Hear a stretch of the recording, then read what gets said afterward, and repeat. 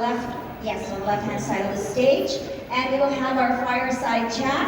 And I would like to invite to come up on stage our fellow teacher of CS50x program. Please welcome Ms. Nikma Fadila.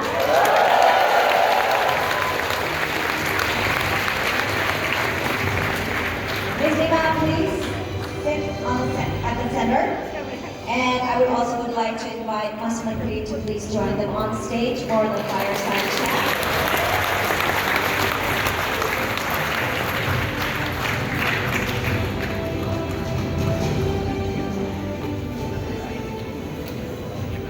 All right, Nikma, the floor is yours. Assalamualaikum warahmatullahi wabarakatuh. Good afternoon, ladies and gentlemen. Welcome to the spectacular event today. This event is a collaboration between the Indonesian Ministry of Education, CS50 Harvard University, and Jakarta Intercultural School. My name is Nikma Fadila, and I will be the moderator in this event.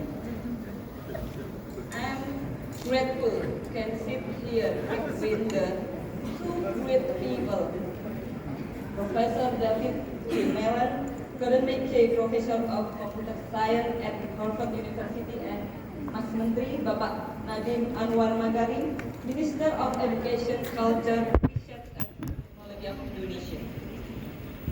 So, Professor Malan, this is the second visit to Indonesia. How was your flight? How was Jakarta? This will be the easiest question, I think. Thank you. I was Bristol, as could be, and it really is amazing that it's been a year since we were here. Time has flown, and clearly, so much has changed, and we're so very happy to see not only past teachers, but present.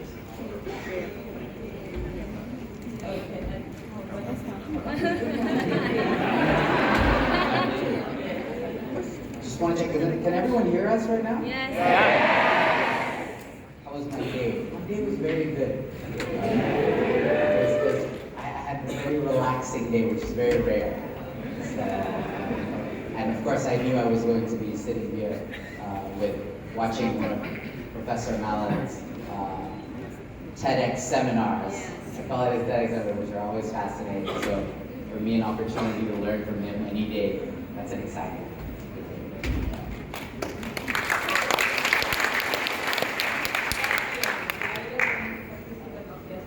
I heard. How was it? It's cool. It's great. It's cool. Yeah, that's right. I'm from Blitar. From Blitar. Blitar. At the SMP Negeri Gadang. And from a teacher is Java. My mother is from East Java. Oh, okay, yes. okay. I have been to Blitar. Okay. Your English is very good, by the way. Did it get better after joining CS50? Yes, I'm very grateful to be the team of Professor Dev. Thank you for the people that offered me. Okay, we only have 30 minutes of fireside chat, so let's get started. For the first question, this is for both Mas Menteri and Professor Malan. How will AI change education in the next 5 to 6 years? What are the most pressing problems that you think could be better and faster solved using AI? And how will a classroom look like by then? To be fair. Yeah. So I think for us, and it's fitting that we're here today as such an international community, I think for students and teachers alike, we've been increasingly taking advantage of online courses or experiences. The support structure is about to get significantly better. And case in point is this duck, in that we don't have the resources, we don't have the humans to provide everyone in this room with a one-to-one teacher-student ratio. We're fortunate with the teachers in this room to be able to provide Zoom classes in collaboration with the ministry here, but there are tens of thousands, hundreds of thousands of other students and teachers around the world who have found their way to CS50, to so many other classes online, and they're largely on their own. And they might have online communities available to them, the Reddits, the Facebooks, and the Stack Exchanges of the world, but those are not necessarily expert communities because so many of the people in them are themselves students, and even well-intentioned students might be very willing to try to help each other, but the answers aren't necessarily always accurate. That's just the nature of learning along together.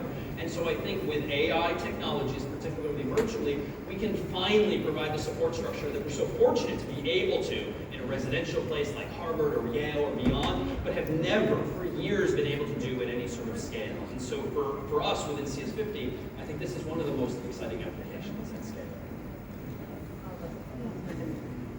Well, I think I completely agree with David on scaling the teaching assistant, essentially, function. I think for K through 12 education, I think it's a little bit more nuanced. I think that right now there is a massive amount of impact that can be done for teachers, not just students. I think everyone that thinks about AI for education always jumps straight to kind of a robot teacher, which is actually very, very true in many, many different scenarios, like what David said. But I believe that there's a kind of another hidden benefit of actually empowering teachers to become a co-pilot to teachers. And how a teacher, like in this case, you have an AI co-pilot, a duck co-pilot, that's helping you across the way. I do believe that teachers in Indonesia, especially, you know, they would love to be able to have someone that they can ask questions about the curriculum, that they will be able to ask questions about, okay, what's the best way I could actually get this point across, or teach this concept. What kind of a lesson plan would be fun and engaging to teach about astronomy, and so on. So I do believe that kind of teaching assistant, but to make the human teacher better, is going to be also a very powerful use case for AI.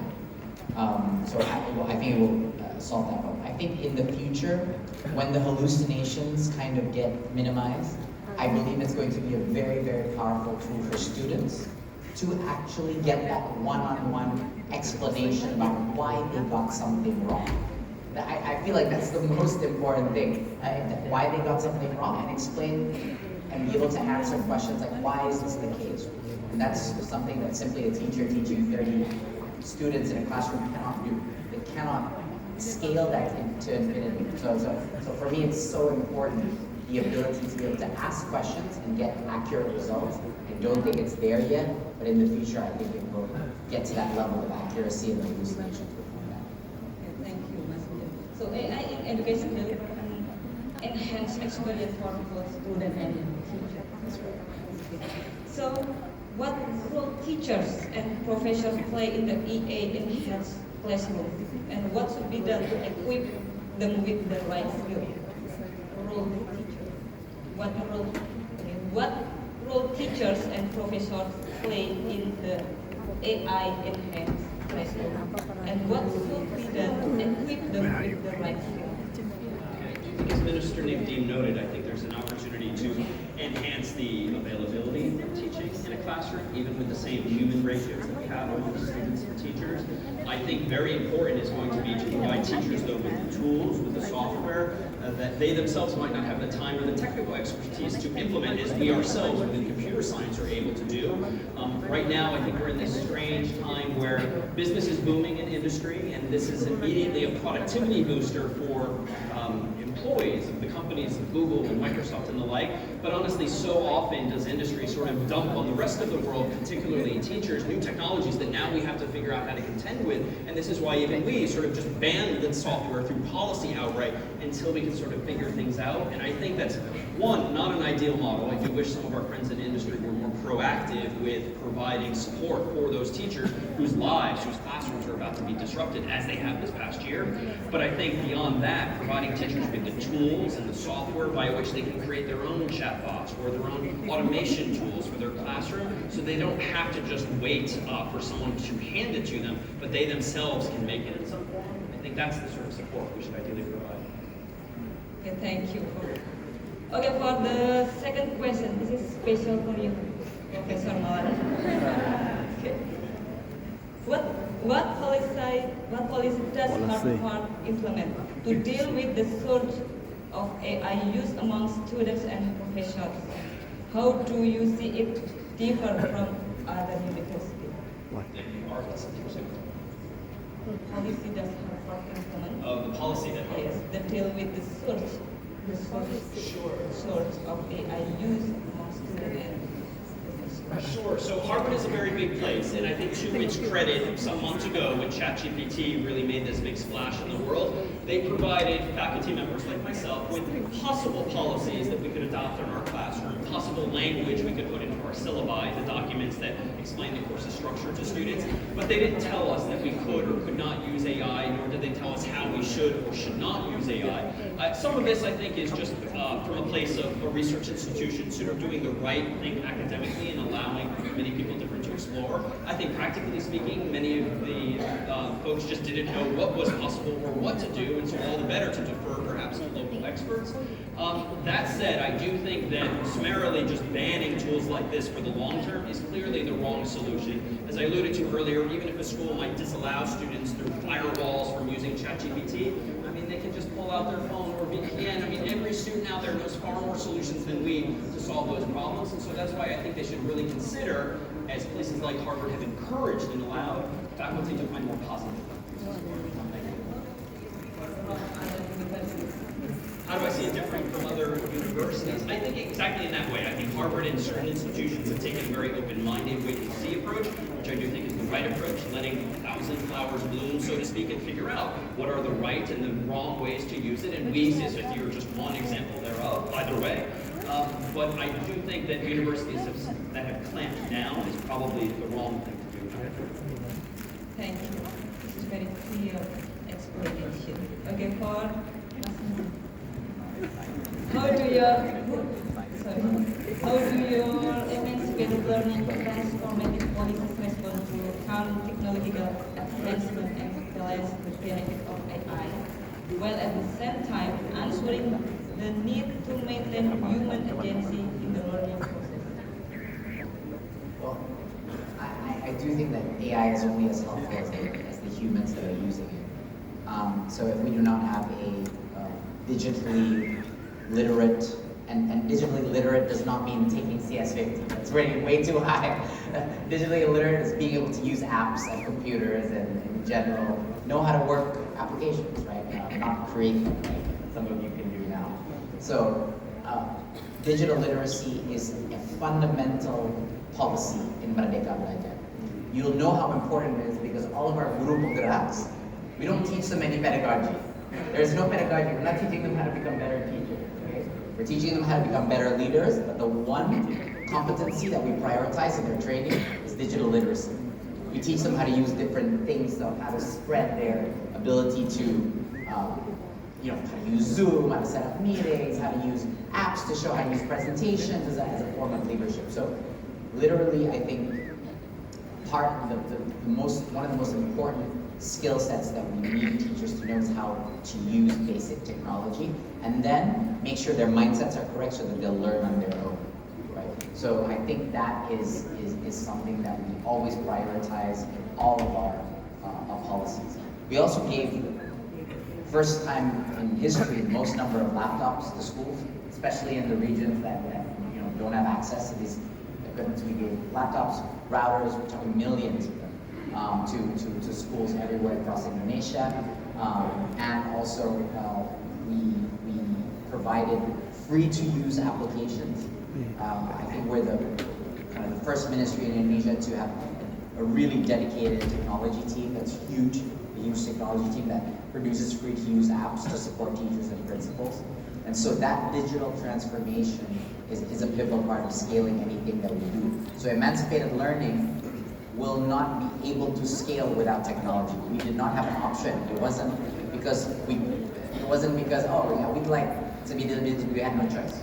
There was no choice. 3 million teachers. How are you going to do that? How are you going to upskill 3 million teachers without having BAM, right? Application, it's simply impossible. So it was more out of necessity. I wanted to kind of comment also about where this is headed in terms of, to the point that Professor Malan was saying about cheating. I completely agree. I do not think banning this product is going to be helpful. I think people are just scared of this. Because deep down, I think in every educator's heart, there is a question that makes them very, very uncomfortable. If solving problem sets and writing essays is no longer going to be something that is proof of competency. What is? You cannot stop this tool, and you have to, at some point, you're going to have to give up. Every teacher and university is going to have to give up. You will lose this battle. This tool will be everywhere. That is 100% certainty. So given that, what happens to your curriculum? What happens to what happens how you evaluate a student's ability to understand what you are trying to teach them? All of that has to change, and that's really uncomfortable. And we're not talking just schools in Indonesia.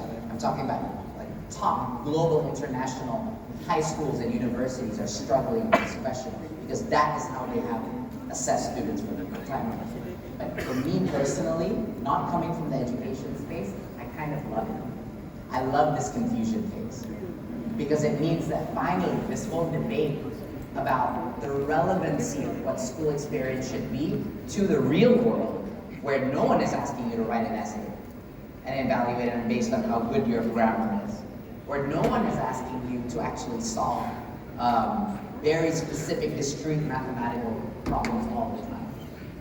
None of that is actually what ultimately is going to be most useful. So, what I love about generative AI is now it's forcing everyone, oh, actually, the only way around this is we've got to go and get kids together and do stuff. We have to create things. We have to execute projects. We have to actually complete teamwork activities and do it. And never before has that debate been so lively because of Gen AI. So I love the confusion. I think it finally opened people's minds because they're forced to think of other ways of actually proving retainability outside of just exams and essays, even essays. So yeah, that's my view. As an outsider who has now become someone coming into education. I kind of love it. I'm sorry.